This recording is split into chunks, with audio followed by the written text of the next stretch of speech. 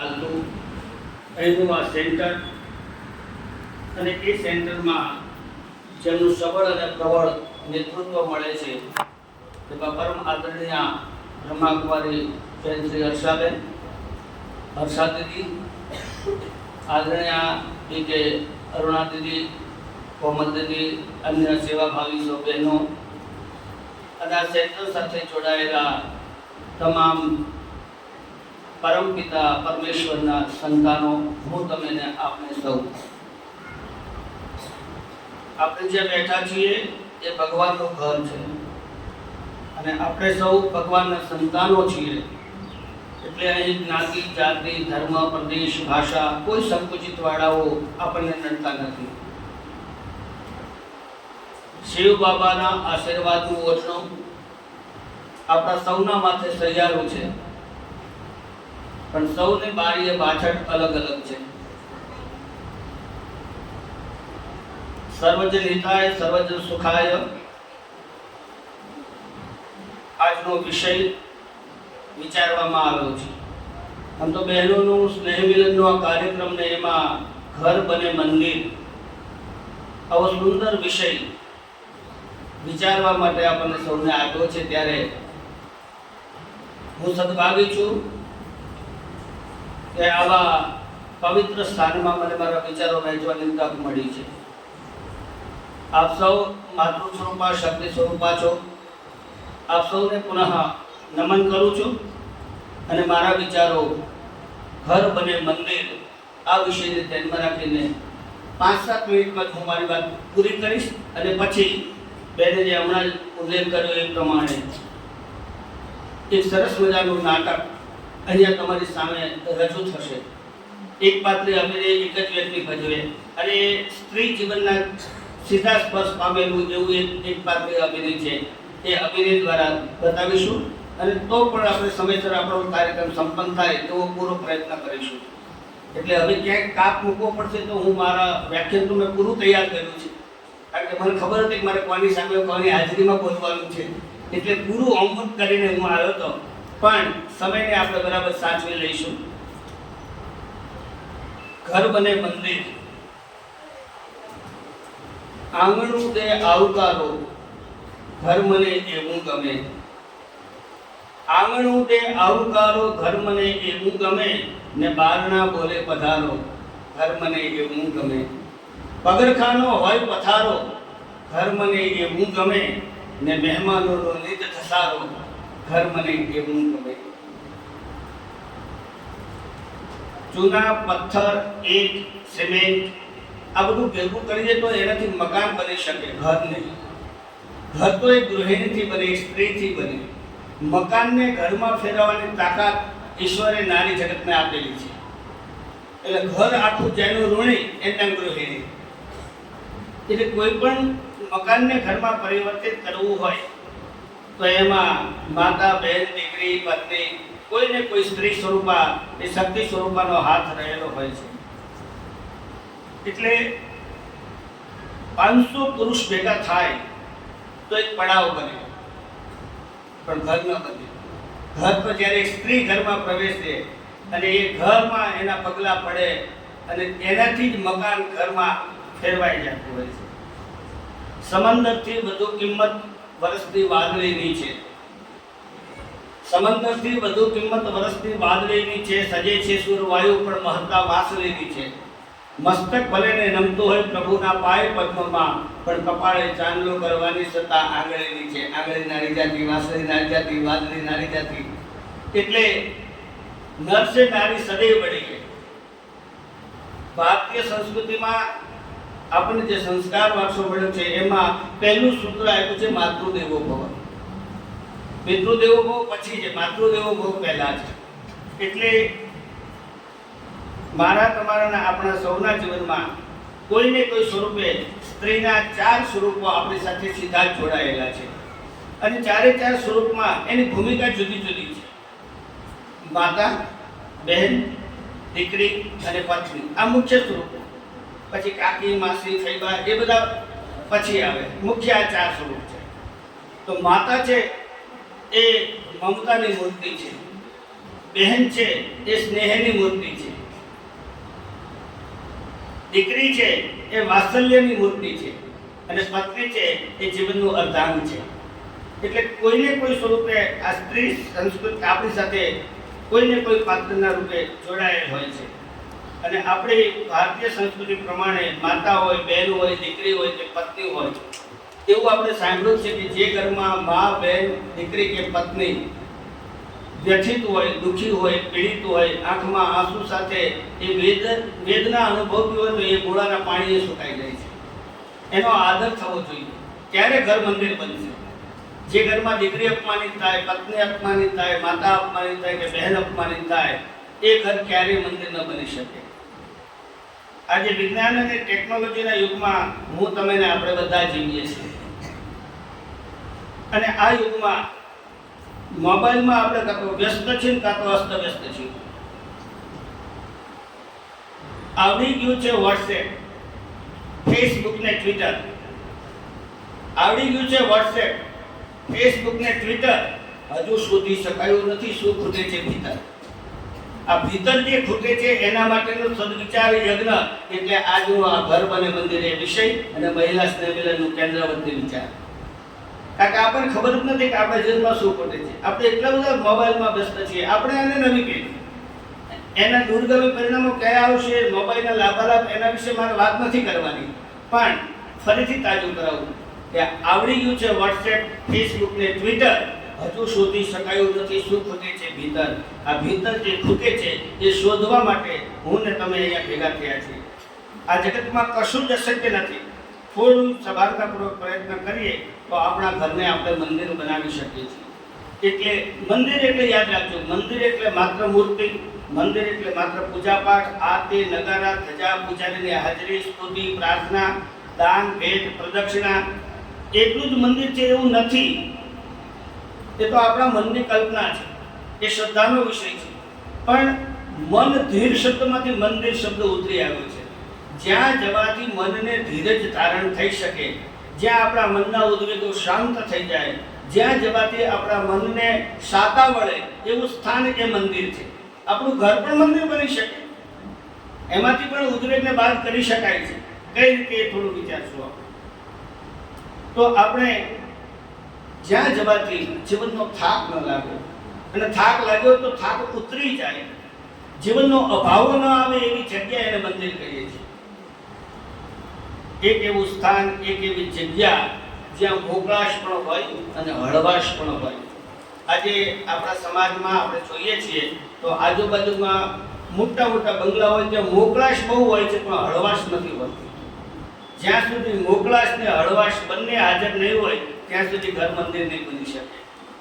માત્ર મોટા બંગલા તો ઝૂંપડપટ્ટીમાં રહેનારી ગરીબ વિધવા બાઈ ગામના છેવાડે રહેતી હોય, એ ઘોડિયામાંથી છોકરાને ઘોડે ચડે એવડો ઉછેરીને મોટો કરે છે, અને બંગલામાં પણ આપઘાત થતા મેં તમે સાંભળ્યા છે. એટલે સંપત્તિ જ માણસને સુખ આપી શકે એવું નથી. નથી મેળવાતી ખુશી સંપત્તિથી, રડીને મોજાઓ કહે છે જગતને. નથી મેળવાતી ખુશી સંપત્તિથી, રડીને મોજાઓ કહે છે જગતને કે ભીતરમાં જ મોતી ભર્યા છતાંય સમંદરના ખારા જીવન થઈ ગયા છે. સંપત્તિ સુખ આપે એવું નથી, સંસ્કાર સુખ આપે, સન્મતિ સુખ આપે. આવું પવિત્ર સાનિધ્ય હોય તો એ આપણને સુખ આપે, અને જ્યાં સુખ અને શાંતિ હોય એ જ મંદિર છે. એટલે આ જગત સુંદર છે, નથી તો બનાવો, એના માટે તો ઈશ્વરે આપણને મોકલ્યા છે. આ લોકો એની જ મથામણ કરે છે કે આ જગત સુંદર છે, નથી તો બનાવો, એના માટે પરમાત્માએ આપણને મોકલ્યા છે. અને આપણે જ પ્રયત્ન કરવો પડશે. ધ્યેય પાને કો સ્વયં ही पैर बढ़ाना होगा, ध्येय पाने को स्वयं ही पैर बढ़ाना होगा, पथ के पत्थर को स्वयं ही हटाना होगा, दूसरा कौन तेरे प्रश्न का उत्तर देगा, अपने मन का दीप स्वयं ही जलाना होगा. અપો દીપો બાબા, તું તારા દિલનો દીવો થા, નથી જગત સુધારવું. આપણે સૂર્ય બનીને વિશ્વને અજવાળી શકીએ, પણ ગોળીઓ બનીને ઘરનો ખૂણો અજવાળીએ તોય ઘણું છે. જગત સ્વચ્છ નથી બનાવવું, આપણું આસન ચોખ્ખું રાખીએ તોય ઘણું છે. તો આપણે આપણાથી શરૂઆત કરવી પડશે. એટલે જીવન એક ઉત્સવ છે, જીવન જીવવા જેવું છે, જીવન માણવા જેવું છે. જીવન નાખી દીધા જેવું નથી, કારણ કે પરમ તત્વનું સર્જન છે, અને પરમાત્માનું સર્જન કોઈ દિવસ નઠારું ન હોઈ શકે. એટલે ઘર જો મંદિર બનાવવું હોય તો કેટલીક બાબતો બહુ ઝડપથી હું તમારી સામે મૂકી દઉં છું, કારણ કે મારે એક પાત્ર અભિનય કરવાનો છે પાછો, એટલે મુદ્દા જ માત્ર તમને હું કહી દઉં છું. આટલી વસ્તુ જો હોય તો ઘર મંદિર બની છે. સૌથી પહેલી વાત કે ઘરને મંદિર જો આપણે બનાવવું હશે તો ઘરમાં સલામતી અને સુરક્ષા જોઈશે, શાંતિ જોઈશે, મનના ઉદ્વેગો ન હોય તો જ ઘર મંદિર બની શકે. મનમાં ઉદ્વેગ હોય ત્યાં સુધી ઘર મંદિર ન બની શકે. મનમાં ફડકો હોય કે હાડા પાત્યા હમણાં આવશે પગડાથી બોલાવશે તો ઘર મંદિર ન થાય. મનમાં શાંતિ જોઈએ.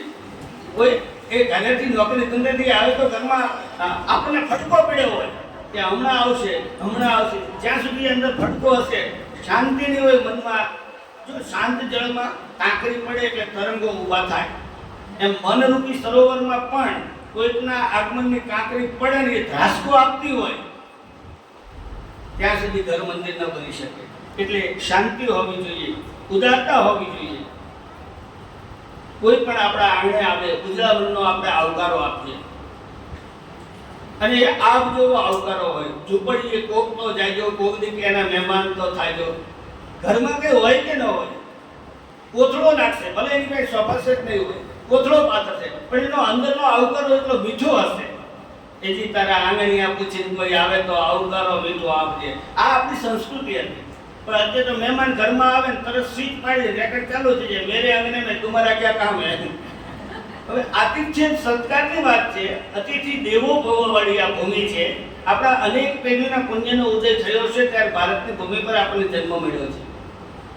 અહીંયા આતિથ્ય સત્કાર છે, અતિથિ દેવો ભવ છે, અને અતિથિને દેવ માનવાના છે. તો અતિથિ તુમ કબ જાઓગે કેવી રીતે હોઈ શકે આ દેશમાં? ચારિત્રનો આ દેશ છે તો કેરેક્ટર ઢીલા હે આવો વિચાર જ કેમ આવે? જ્યાં સુધી દૂષિત વિચારોનું શમન નહીં થાય, જેના માથે જ્ઞાન ગંગા બિરાજતી હોય એ જ સંસારના વિષને પચાવી શકે. એટલે જ્યાં સુધી દૂષિત વિચારોનું શમન નહીં થાય ત્યાં સુધી ઘર મંદિર નહીં બની શકે. ઉદારતા હોવી જોઈએ, પ્રસન્નતા હોવી જોઈએ. જો ગુમડાની રૂજ અંદરથી આવે, મેલેરિયાની ટાઈપ અંદરથી આવે, એમ ચિત્તની પ્રસન્નતા અંદરથી જ આવે, બહારથી લાદી ન શકે. અને જો ચિત્તની પ્રસન્નતા હશે તો ઘર મંદિર બનશે. એટલે ઘરને મંદિર બનાવવું હશે તો પ્રસન્નતા જોઈશે, પરસ્પરનો આદર, સન્માનનો ભાવ હોવો જોઈએ, પવિત્રતા અને સ્વચ્છતા હોવી જોઈએ. સ્વચ્છતા એટલે તનની મનની, આપણે કઈ સ્વચ્છતા ત્યાં પ્રભુતા. જો ગંદકીમાં આપણને રહેવું ગમતું નથી તો ભગવાનને રહેવું ન ગમે. અને આપણા ઘરને જો આપણે મંદિરમાં દરજ્જો આપતા હોય તો ઘરની સ્વચ્છતા એ પહેલી જરૂરી છે. એકબીજા પ્રત્યેનો સ્નેહભાવ હોવો જોઈએ. બે જ વસ્તુ યાદ રાખવાની, અપેક્ષા ન રાખો અને ઉપેક્ષા ન કરો. અને કોઈ ઉપેક્ષા કરે તો એને દુર્લક્ષ કરો, એના ઉપર ધ્યાન જ નહીં આપવાનું. અપેક્ષા અને ઉપેક્ષા બે છૂટી જાય તો ઘર મંદિર બની જાય. પણ આપણે અપેક્ષા છૂટતી નથી, આપણી ઉપેક્ષા છૂટતી નથી, અને એના કારણે પ્રશ્નો ઊભા થાય છે. એકબીજા પ્રત્યે સ્નેહભાવ હોવો જોઈએ, મધુર વાણી, કટુતા ન હોવી જોઈએ. ઘરને જો મંદિર બનાવવું હોય તો વાણીમાં મધુરતા જોઈએ. શબ્દ બ્રહ્મની સાધના છે. બોલવું એ સામાન્ય વસ્તુ નથી. બોલવું એટલે શબ્દ બ્રહ્મની સાધના કરવી, સરસ્વતીની આરાધના છે. એટલે જો વાણીમાં કટુતા હોય તો શું થાય? મહાભારતમાં દ્રૌપદીજી આંધળા જ હોય ને, આટલું જ બોલ્યા અને 18 અક્ષરની સૈન્ય ધરતીની ધૂળમાં તરવાઈ ગયું.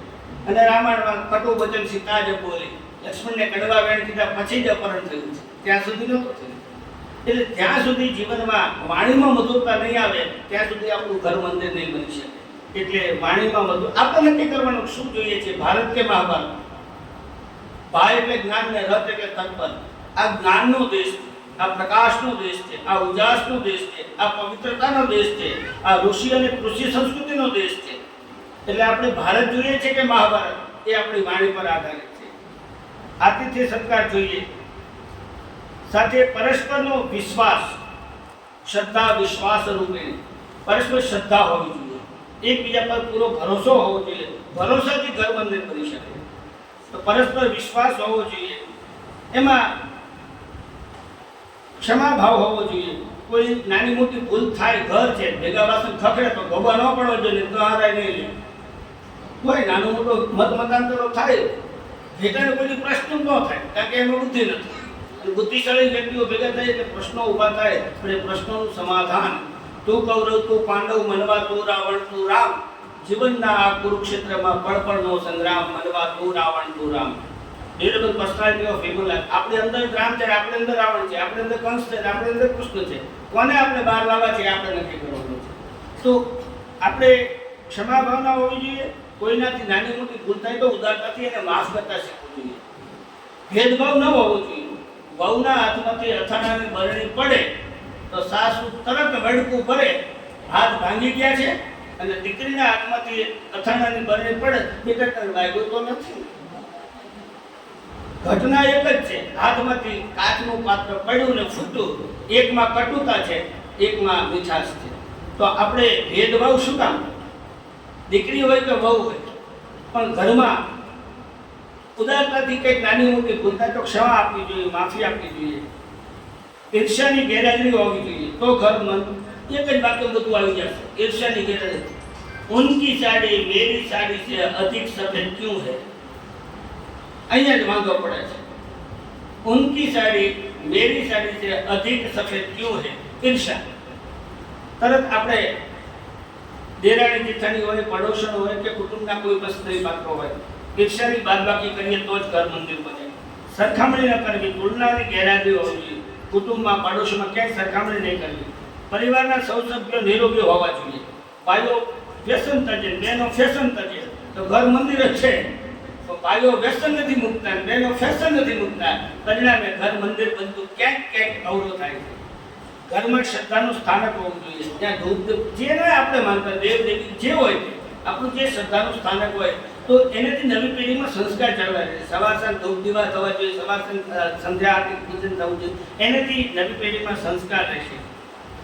સાથોસાથ સૌથી અગત્યની વાત, જીવનમાં સંતોષ હોવો જોઈએ.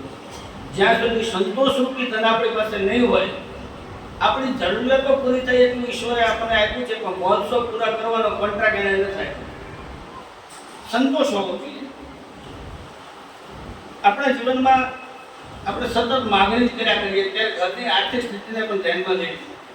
પાડોશી 4 વ્હીલર લાવે એટલે આપણા ઘરે આવવું જોઈએ એવું શું કામ? એમને 2 મહિનાથી લઈ લીધું ને હજી આપણા ઘરે ગાડી નથી. પણ ક્લાસનો ઓફિસર છે ને આપણે મહેતા માર્કેટમાં મજૂરી કરીએ છીએ. આપણી સ્થિતિ પણ ધ્યાનમાં લેવી, સતત માગણી નહીં કરવી જોઈએ. સંતોષ હોવો જોઈએ. 24 કલાકમાં ગમે ત્યારે એક વખત આખો દિવસમાં પ્રીતિ ભોજનનું આયોજન કરજો તો ઘર મંદિર બનશે.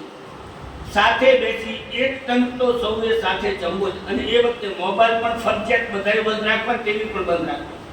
ટીવી અને મોબાઈલ બંધ રાખીને પ્રીતિ ભોજન એકવાર કુટુંબના બધા સભ્યો સાથે બેસીને જમે એ પણ જરૂરી છે.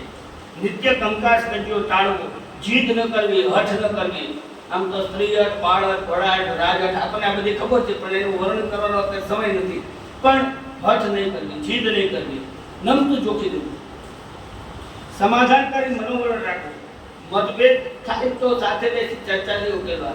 મેં એક જગ્યાએ એવું વાંચ્યું હતું કે ડિસ્કશન અને આર્ગ્યુમેન્ટ આ બે જુદા શબ્દો છે. દલીલ અને ચર્ચામાં ફેર છે. દલીલ સમસ્યા સર્જે અને ચર્ચા સમસ્યાનો ઉકેલ આપે. આપણે ચર્ચા કરવી, દલીલ નહીં કરવી. સાથોસાથ કોઈની સાંભળેલી વાત સાચી ન માનવી. રામાયણમાં ક્યાંય લખ્યું નથી કે મંથરાનું મૃત્યુ થયું. ક્યાંય લખ્યું નથી. મંથરા આજે પણ જીવે છે, શરીર વગર જીવે છે. કોઈકનું સાંભળેલી વાતનું વતેસર કરતા વાર નથી લાગતી. એટલે સાંભળેલી વાતમાં બહુ ધ્યાન ના આપો.